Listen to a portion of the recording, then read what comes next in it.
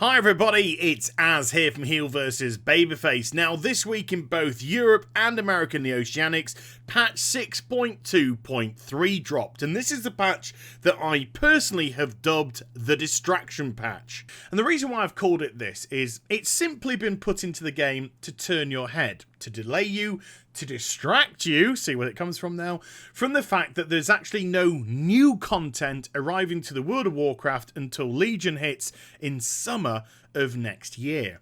But is there anybody that this patch does benefit? Well, yeah, there is a demographic, and they're called Raiders. They will certainly benefit from the item level increases. If they are having difficulty knocking down a boss currently, they haven't quite got enough in their arsenal to do so, then these item level upgrades, especially if they're applied to things like weaponry, are going to give them the extra damage output, the extra health pools that they need to knock these down and then move on to the next bosses. Unfortunately though, Raiders only make up a small proportion of the World of Warcraft community, and the same principle can't be applied to people that don't raid and only get themselves involved in external world content, because even in 695 Baleful gear right now, which has been available since 6.2's release, you can easily cope with any mob out there. And I'm talking realistically, I'm not talking about running off and trying to solo world bosses. You're not Blood DKs, you know. No, I'm talking about things like the Throne of Kil'jaeden and the elite Legion mobs which are out there. You can go there in your 695 Baleful stuff and take care of them without too much difficulty whatsoever. So realistically, just exactly what does patch 6.2.3 bring to the table? Well, it's a reward patch. It's there for heroic and mythic raiders that can defeat Archimonde to get the Moose mount. It's the introduction of the Cataclysm Timewalking dungeons, because apparently we do need to do dungeons again that we've done thousands of times before, and with it they bring a Quartermaster and another brass ring mount, the Infinite Dragonflight one, that can drop from any of the Timewalking bosses. There's just a very small percentage chance of it happening. So with Timewalking being a bonus event and therefore only open during certain amounts of time, plus a really low percentage chance of the mount dropping, you've got something for people who are going to remain subscribed to the game to just try and hit and grab. So why the elongated opening to this video? This is not what the title says it's about. It's about content versus reward. Well, the reason why is patch 6.2.3 is a prime example of what I want to talk about today. There is nothing at all in this patch, regardless of whether or not it's the item increase for the Raiders or whether it's the Quartermaster for the Cataclysm dungeons. Nothing there is brand new. We're not doing any physically new dungeons. We're not going over to a completely different area of the map which has never been opened before, like a Farallon or somewhere like that, or just somewhere that Blizz themselves have decided to make up. No, every piece of the reward system around this patch evolves around existing content. And it's also not a video about, well, Blizzard had plenty of time to create more content, they didn't, blah, blah, blah. No, nothing like that whatsoever. A recent comment came out where somebody from Blizz said, people don't necessarily need new content. They need to be better rewarded with the existing content that they have to do again. And this is a philosophy that I absolutely 100% disagree with. You see, I'm of the mindset that everybody, doesn't matter whether or not you're the most casual of players or the most hardcore of players, I believe that everybody has what I'd like to call a tolerance of content.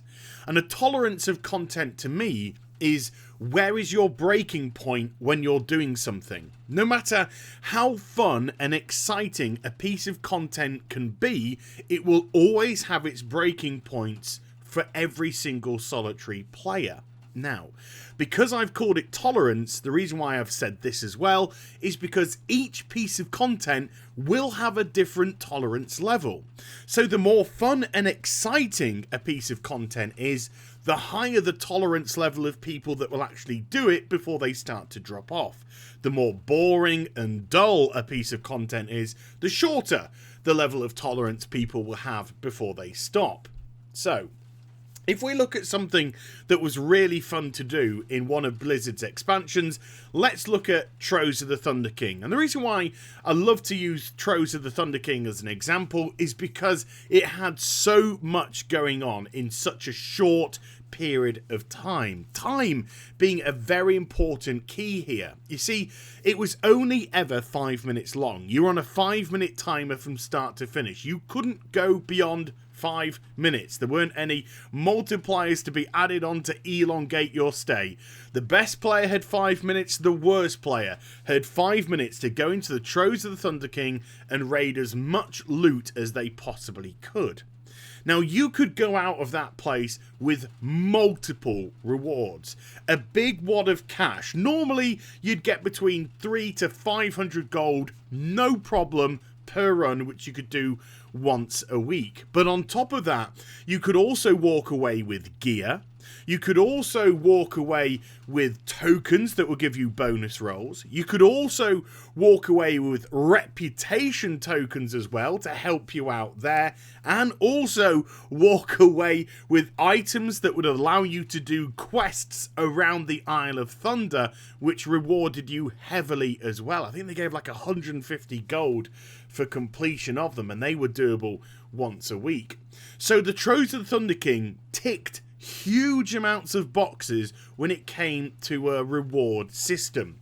But bundled on top of that was its fun content. Because you were up against the clock, because you did have traps here, there and everywhere, because you did try and avoid mobs or engage mobs in combat but be as quickly as possible in dispatching them, there was so much going on that you were always excited. You got modifiers, you got speed boosters, this booster levitates, yada yada yada. There was a load going on. Fun, exciting, and a heavy reward system. So the Trows of the Thunder King had a long tolerance level, but that tolerance level still came to an end. No matter how fun it was, no matter how rewarding it was, they eventually got a point during Mr. Pandaria that instead of doing it every single solitary week, you started to miss a week here and there. And then you went back to it a couple of weeks later, and then maybe it elongated 3, 4, 5 weeks passed by until you did your next set. But you would always return, and you would always return because of the heavy reward and because of the heavy fun element to it. But if you apply the same theory to content which is not fun, not exciting, or content which we've done so many times already that it just grates you when you go in, you're just like, oh, you know, it's nice to see this area. Oh yeah, I remember how it used to be. And your brain starts to kick in. Your brain is a very complex tool and a very clever tool. And your brain starts to say, oh God, remember when you did this 100 times in Cataclysm? Remember when you did this 100 times in Wrath of the Lich King or the Burning Crusade? And no matter how much fun you may have had in a dungeon to start with, yeah, I'm talking about Timewalking here, it grated you. Your brain will start to realise and start to muscle memorise how things were back in those days. So maybe you'll get away with a run or two before things start to really kick home. So going into something like Timewalking to me doesn't feel fun, doesn't feel rewarding, and doing them over and over again to try and get the Timewalking badges to purchase the toys, I personally don't feel incentivized to do so. I don't feel as if, no matter the kind of reward that it seems to offer, I'm going to be that kind of player that will say to myself, well, yes, I will mindlessly go through this and do it until I have 5,000 Timewalking tokens and then I'll buy them out. No. I'll probably run one Timewalking dungeon when the event comes on. And the reason why I run that one singular one is to get to the final boss and get the quest item which gives you the 500 tokens. And then I just say to myself, I do that over 10 of the Timewalking events and I'll get myself one of the nice mounts. Well, there is only one nice mount. But the fact of the matter is, when Trows of the Thunder King came out, it was brand spanking new content. When the Timewalking stuff came out, It wasn't.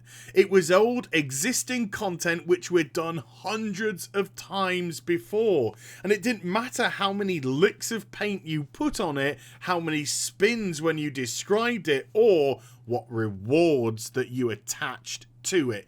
It still was what it was, old content.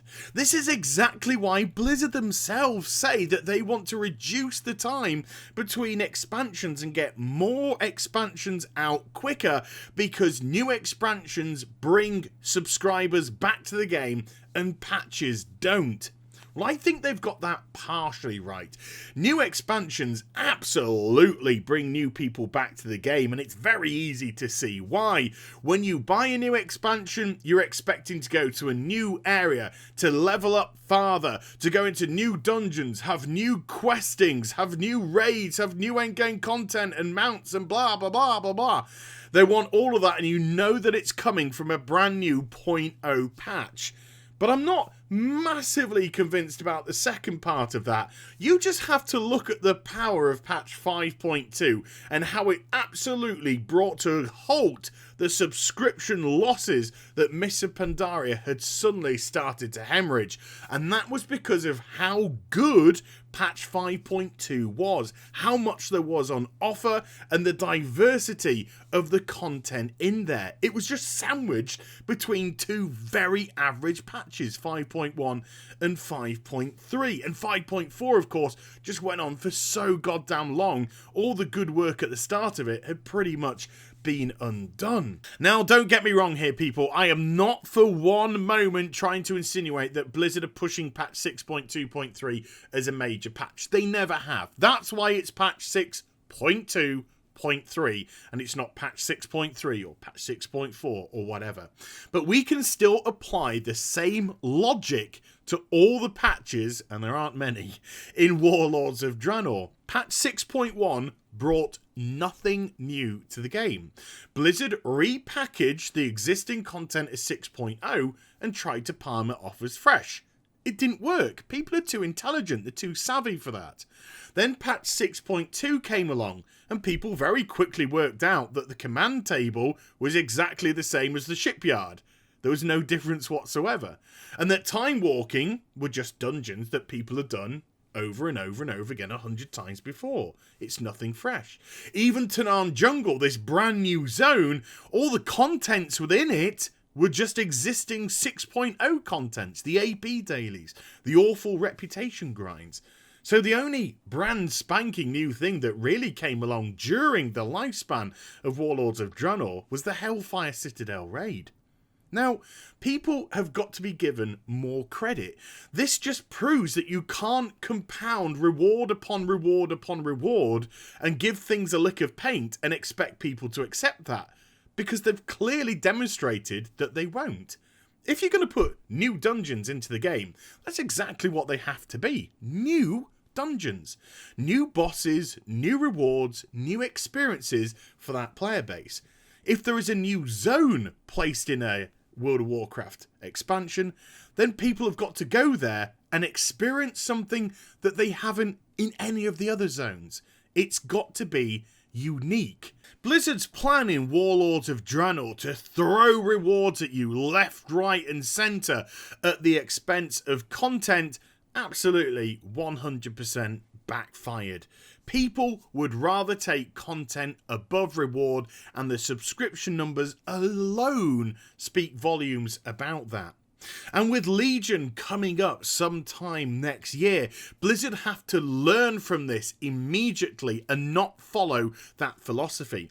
Patches 7.1, 7.2 and hopefully 7.3 and 7.4 have to be unique. They have to offer a fresh experience to what they've had so far in the game. They can't rely on picking stuff from 7.0 and try and repackage it by throwing additional rewards on top and saying, hey folks, guess what? New content. People will see through that like a window. It will be so obvious and numbers will plummet once again. So there we go.